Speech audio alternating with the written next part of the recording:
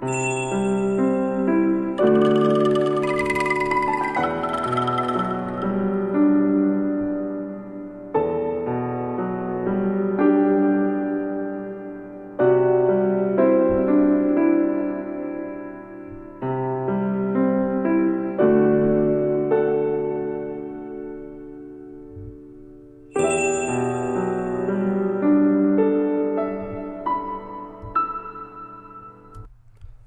everybody, this is Kevin and welcome back to another anime review.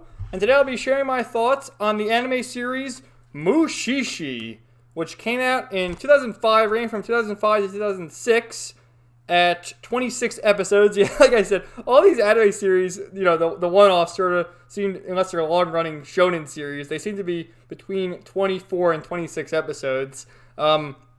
But yeah, this is a great series, man. There's actually a sequel to this. There's a movie, there's a special, and then there's a sequel series called Mushishi: The Next Passage, which came out in 2014.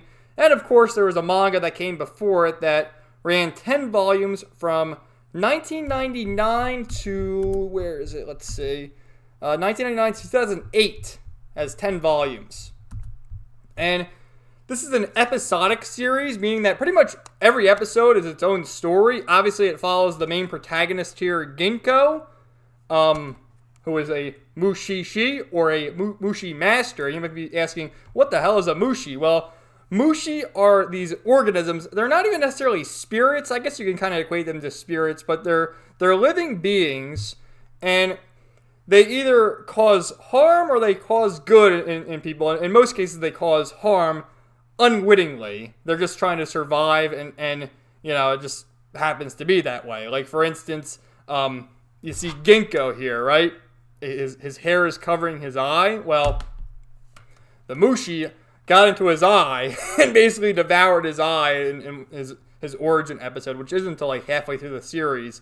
But he's there wandering around throughout Japan, just helping all these people. And with the Mushi, not everyone can see them. Mostly just Mushi Master and those in tone with nature can see them.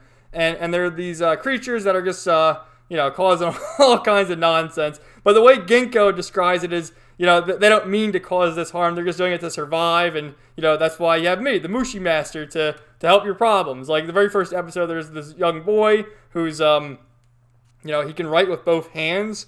But the one hand, I believe it's his left hand. When he writes with that hand, the Mushi come to life in the words that he writes. There's another episode where there's this young girl who's blind, and they mention how when you close your eyes, you also can close the inside of your eyelid to see eternal darkness. But if you do that for too long, it takes you to this ethereal plane where the Mushi dwell, and then they can claim your eyes. And that's actually a part where like I said, Ginko has the hair covering his one eye. He uncovers it, and he has a glass eye, and he's always walking around with this backpack. And he goes into his backpack, and he takes out the syringe and turns the glass eye into a real eye. Ends up giving it to the little girl. But like I said, it's a one-off series. Fantastic music. I hope you just heard the intro there with some of the OST. Look up the OST. It's very relaxing. It's a strange feeling, though. It's because I wouldn't say this is a horror series, but it's like a calming sort of dread watching this. It's hard to explain. You almost have to watch it for yourself. It's almost like a very lonely anime in the fact that it's literally just Ginko and maybe one or two characters in each episode that he's helping or whatever, and a lot of emphasis on the backgrounds, on background noise. Like, for instance, with the background noise, you can hear these crickets chirping, and I swear to God, they take it right out of the beginning scene of Neon Genesis Evangelion with the crickets chirping. Just look up that sound effect. It's an iconic one, and you hear that a lot in this series. And this is who's it from? It's from Kodansha and Funimation. So Funimation did the dub. So they wouldn't really have any regards to that. But yeah, the animation style is quite good. Like I said, there's a lot of emphasis on the backgrounds. In the way that they just kind of stand there, the backgrounds don't really move. The characters move in the frames, but the backgrounds almost look like they're hand drawn. Very beautiful to look at. And like I said, it's just Ginko going around, and there's a lot of spiritual references to things. Like there's this one instance where the Mushi harms this man at night, and Ginko makes a comment, something in regard to the fact that, the Mushi dwell in your pillow, and, the pillow is a sacred place because you spend a quarter of your life sleeping, or maybe I think he said it's a third of your life sleeping, which has got to be true, because if you want to be healthy, get proper sleep, don't they say you need 8 hours of sleep? So, I mean, most people probably get like 6 or 7 hours of sleep, but it would still probably equate to getting a third of your life laying on your pillow, and like there's something in Japanese culture where they say that the pillow is part of your soul because of how much time you spend there.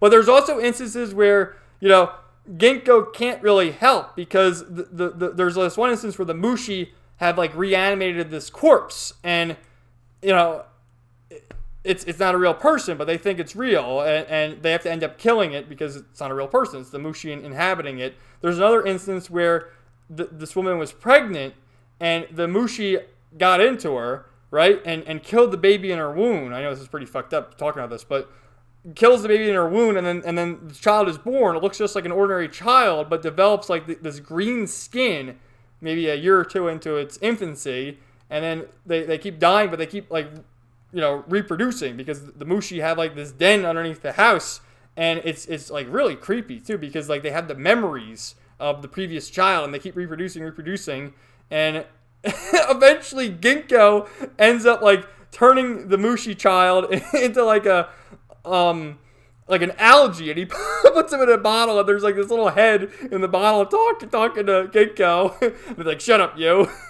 But yeah, Ginko, he's voiced by Travis Willingham. I should have talked about the voice actors earlier. And he's been in a lot of things, mostly as supporting roles. And he's been in a lot of like the Marvel animated shows, mostly as Thor, which is kind of cool. He's been in a lot of video games. Probably most famous recently for voicing Kingpin in the Spider-Man video game for PS4. So he's a good voice actor. And because this is Funimation, you have a lot of the Funimation typical voice actors, such as our boy Vic Mignogna. He's in here. He voices a character. Shirami Lee, Todd Haberkorn, Brenna Palencia, John Swayze, Bruce Elliott, Colleen Klinkenbeard, so many others. Like I said, it's just these characters in these one-offs. Chuck Huber, who voices Android 17 and Hiei in Yu Yu Hakusho and Dragon Ball Z. But yeah, fantastic series. I highly recommend it. Only complaint about this particular release is the fact that you can only get this on DVD, no Blu-ray. And this is the Funimation Save Edition, which is so fucking ugly, man. Look at the spine. It's so ugly. Like, why do you need to put that there? Put a little sticker, save on it, then I can peel it off. But you can actually reverse the cover, which I thought about doing, but I don't like that because on the back it's got the synopsis, and on the inside it's got all the episodes. And also, look at the soul in the let's go back to this. The soul in the DVDs where there's art on each disc, man. Soul. Now these DVDs, they don't have anything. Like let me just, hold on. I'm just going to grab a random thing off the shelf and we'll compare it. Hold on one sec. All right, I just grabbed the Eureka 7 box set Blu-ray, right? Where's the soul in this? Like, it just says no like drawings or anything. It's just fucking just DVDs. What the hell, man? I don't know. I don't know. And even more comparable, we'll go to like a Fairy Tail one with Fairy Tail. We'll go to Fairy Tail 1, right? Here's Fairy Tail 1. Okay, so because this has got the DVD and Blu-ray. See, it's got the nice DVD, and for the Blu-ray, oh, Happy's falling off. The Blu-ray, it's all the same thing. It's just Happy. What the hell, man? Let's go back. We need to go back to the soul. But anyway, I don't know what the fuck that was all about. This is my randomness of my reviews. Definitely recommend. The sequel series, Mushishi, The Next Passage, is not on any kind of physical media. It is online. You can find it if you know what sites to go to. The same with the movie and the TV special. There's a movie, there's a TV special, and then the sequel series, Mushishi, The Next Passage, which came out in 2014. And that is only 20 episodes. So at some point I'm going to have to watch that. The problem I had with this, though, me personally, was binge watching it. I should have binge watched it. I watched it in the span of a week. This is meant to watch like 1 or 2 episodes a night because they're one-offs, You can watch any episode you want.